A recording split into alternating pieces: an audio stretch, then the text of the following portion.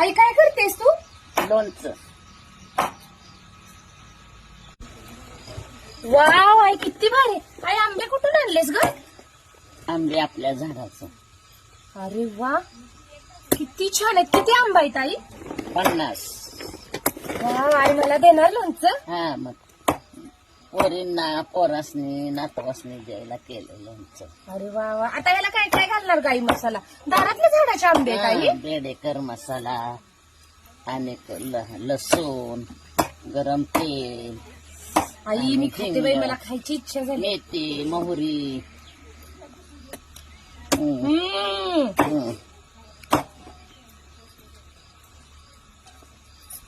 मस्त आहे ग, मग छान आहे.